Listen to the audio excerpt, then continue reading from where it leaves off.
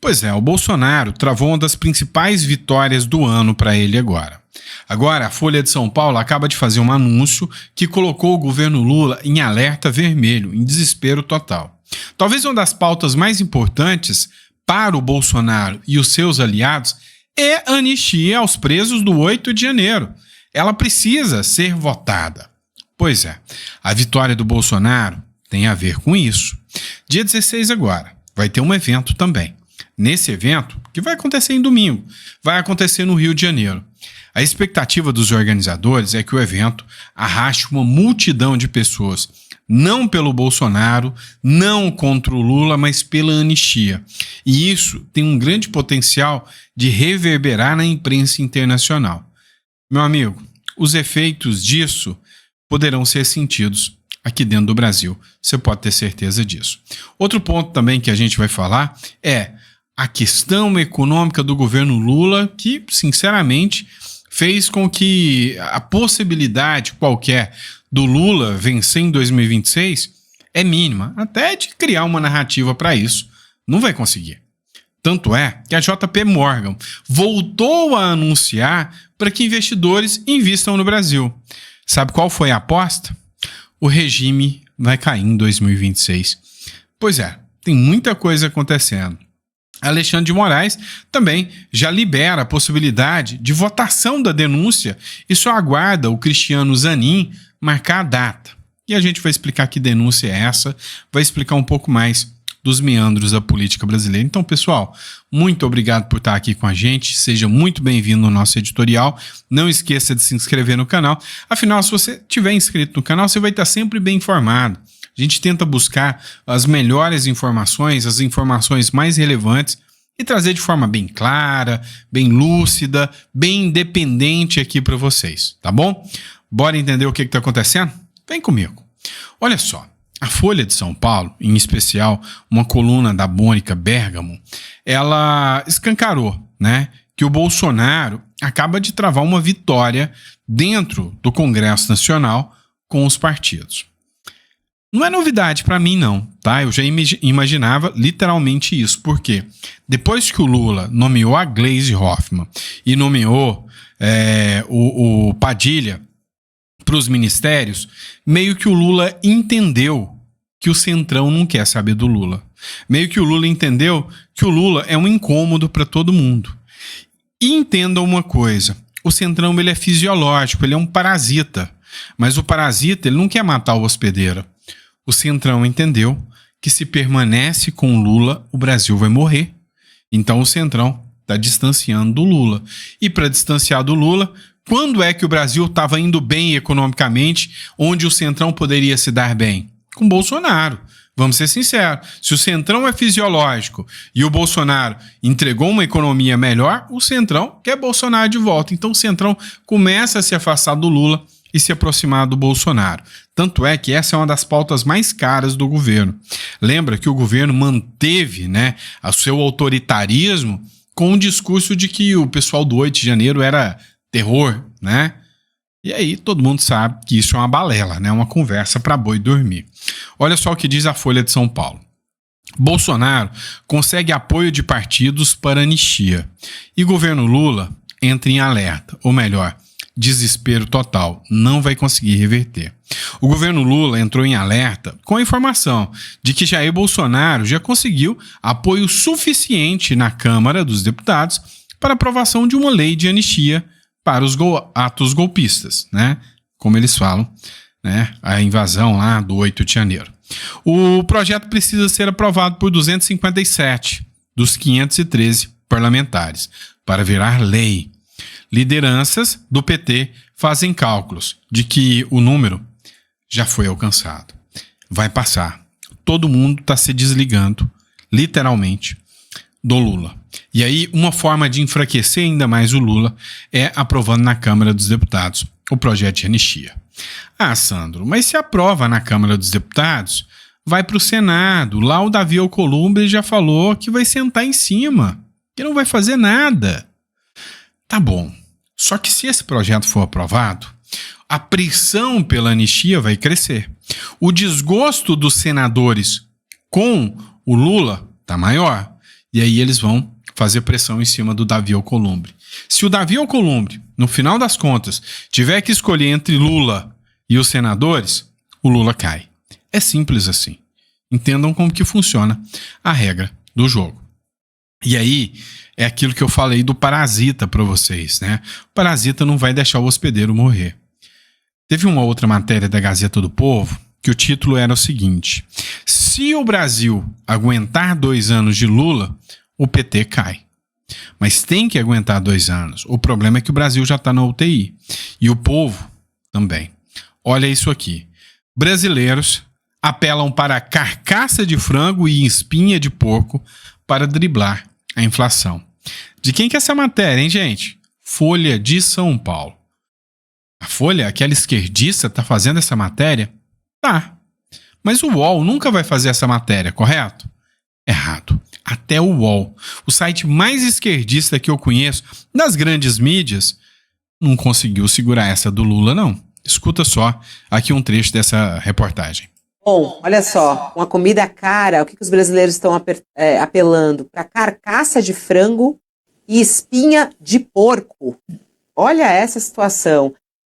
A reportagem aqui mostra justamente que os brasileiros estão tentando encontrar alternativas para poder se alimentar. É uma entrevista com a Ionara de Jesus, que tem 43 anos, e ela está explicando a estratégia dela para buscar alimentação dentro de casa, onde ela vive com 3 filhos.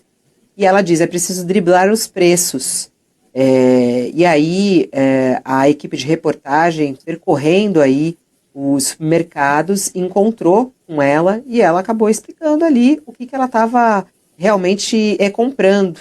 E aí falou que o que ela está buscando de alternativa é justamente carcaça de frango e espinha de porco, espinha de porco, para que ela possa alimentar. E ela diz que ela está tentando inventar, inclusive, para poder driblar esses preços e conseguir colocar comida na mesa dos seus filhos. É triste demais isso, hein, Josias? É muito triste, né? Por isso aquela expressão do Lula foi tão infeliz e teve uma repercussão tão deletéria, né? Quando ele diz, olha, tá caro, não compra. Como se o consumidor brasileiro tivesse muita alternativa, né? Sobretudo esse consumidor mais humilde. Pois é, pessoal. E aí, é escancarado que o Brasil tá literalmente, né, afundando. Nós não temos mais para onde correr, tá? O Brasil tá indo num caminho sem volta, né? Sem volta mesmo. E aí, algumas matérias, né, mostram e escancaram um pouco mais disso, como por exemplo, essa matéria do Money Times. Caminho sem volta. O Brasil está caminhando para uma recessão. Ou seja, com o governo Lula, a economia entrará em frangalhos. Não tem como voltar atrás enquanto o governo Lula estiver no poder. É fato, tá? Se você analisar aqui, por exemplo, quem depende do Bolsa Família e votou no Lula acreditando que talvez o Lula ajudaria os pobres, se lascou bonito, se ferrou legal. O governo pede corte de 7,7 bilhões no Bolsa Família no orçamento de 2025. O ofício enviado ao Congresso nesta quarta-feira não tem caráter definitivo. O orçamento deve ser votado, mas tem o pedido. O pedido do governo Lula é que o Bolsa Família seja cortado. Enquanto isso, o governo, né, tem recorde de arrecadação e não volta nada para o povo brasileiro.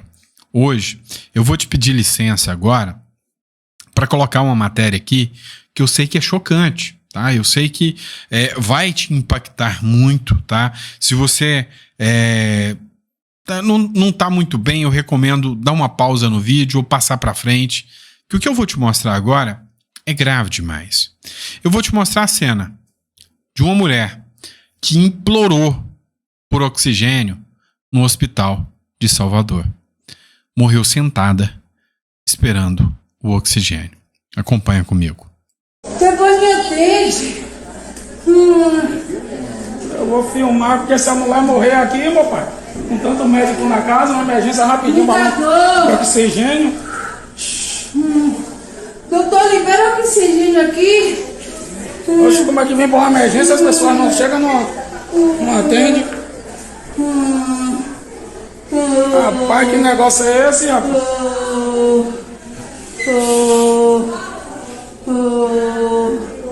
Rapaz. Aqui tem cadê assistente social daqui, pensa? Ô, assistente social, faça um favor. A mulher tá morrendo aqui, não tá atendendo. Gente, eu tô sem ar. Aí eu tenho que filmar, porque se ela morrer aqui, né? Meu Deus. Oxi, Eu tô pedindo o clemência. doutor tá lá no telefone. Depois me atende. Ela morreu sentada nessa mesma cadeira, fazendo o mesmo pedido, pedindo ar para respirar, o médico no telefone, né? Condições dos médicos trabalhar é absurda, tá? Então eu não vou colocar a culpa nos médicos de forma alguma. Tem profissional ruim? Tem também. Mas as condições que os médicos, que os enfermeiros trabalham hoje também são desumanas, né? Então, assim, é o que o Brasil está se tornando. Para quem aí acreditava na historinha da picanha, da cervejinha, se você conseguir sobreviver até 2026, você já é um privilegiado. Você já é um privilegiado nesse governo, tá? E aí todas aquelas narrativas que eles inventaram estão caindo por terra. Todas as mentiras, né, que foram expostas. Mas olha isso aqui. Só em 2025, 761 pessoas já morreram de Covid no Brasil. O cenário é preocupante. Não estamos mais no ápice de pandemia. Estamos no ápice da pandemia da incompetência. Desde o início da pandemia, o Brasil já registrou 715 mortes causadas pela Covid. Especialistas lembram a importância da vacina. Pois é, o número ainda é alto. Chegando ao ponto da própria Folha de São Paulo, fez uma matéria dizendo o seguinte, que o número de mortes ainda é alto, né? E equivale a 6 Boeing só em 2025. Olha só, aqui teve uma matéria aqui também do Diário de Cuiabá, o número de mortes de Covid no Brasil é alto, se equipara à queda de 6 Boeings em 2025. Ou seja, parece, né, que as narrativas, todo aquele discurso de que estaria aqui para defender a população, de fazer mais pela sociedade, caiu por terra. Ninguém acredita nisso mais, tá bom? Pessoal, antes de passar para a próxima pauta, peço a vocês que visitem a nossa biblioteca digital, conheçam os livros que estão disponíveis, tá? E eu tenho certeza que são livros que podem ajudar você a entender um pouco mais o Brasil como ele é.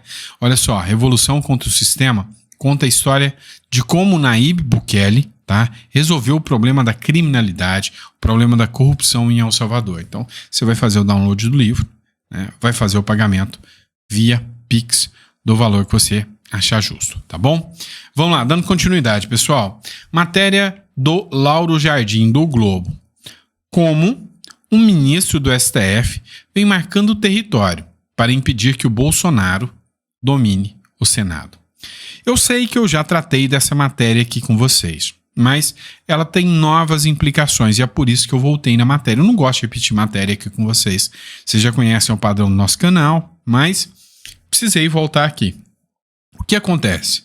É tão absurdo que ministros do STF estão rondando governadores, principalmente de esquerda, para que eles sejam candidatos ao Senado, para protegê-los de um possível pedido de impeachment. Ou seja, é uma articulação amplamente política e uma interferência política. Por si, já é absurdo.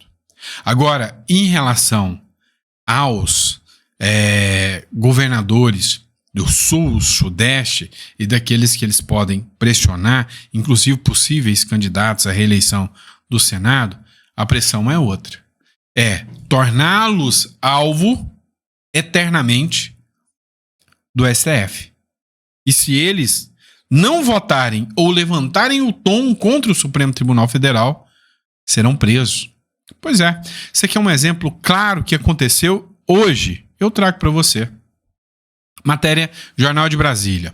Ibanez cita os atropelos de Alexandre de Moraes, mas diz que impeachment é extremo e ideológico. E que, se for eleito senador, porque há uma grande hipótese de uma das cadeiras do Senado para 2026, inclusive com o apoio do Bolsonaro, é o Ibanez. A aposta é que 2 nomes serão por Brasília.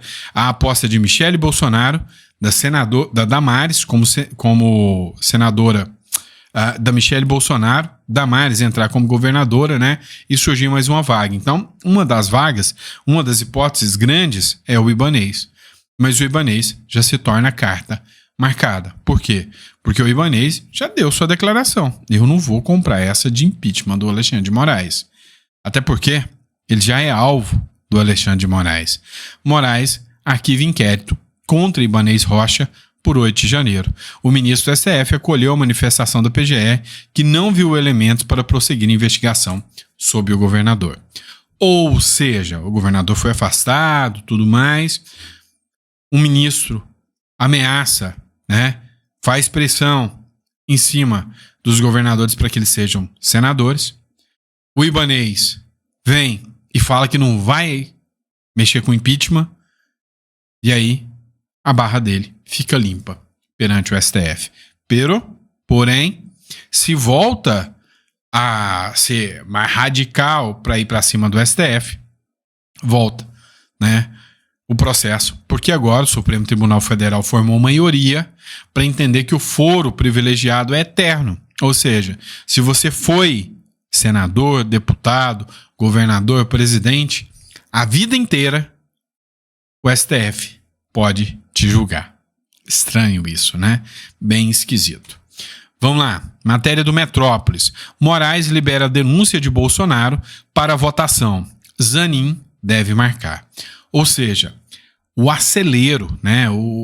A velocidade, né, de julgamento do Bolsonaro é impressionante. O ministro Alexandre de Moraes pediu que o presidente da primeira turma, o Cristiano Zanin, já marque o julgamento da denúncia do Bolsonaro o mais rápido possível, né? Eles precisam estar com tudo engatilhado, para que na hora que bem entender, pimba, vamos mandar Bolsonaro para cadeia, a gente cria uma mega cortina de fumaça, ou a gente cria um caos aí na hora que for preciso. É isso que eles querem, quer deixar tudo engatilhado. Tá a tão nível que até o Metrópolis levantou o questionamento. A PGR denunciou o Bolsonaro em apenas 3 meses, um caso amplamente mais complexo. Já tem 5 meses que está na mão da PGR, né? O caso de um ministro de Lula, né? E aí ele está falando do ministro Celino Filho, que é aquele do União Brasil.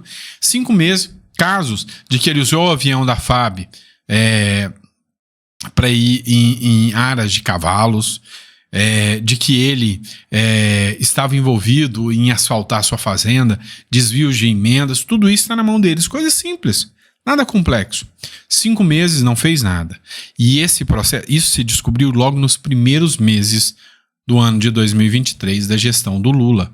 E simplesmente ninguém partiu para cima do ministro do Lula. Já o caso do Bolsonaro, que é 1000 vezes mais complexo, um monte de gente já foi indiciado, já reviraram, né, todas as latrinas aí para tentar achar alguma coisa para colocar, né, as garras no Bolsonaro.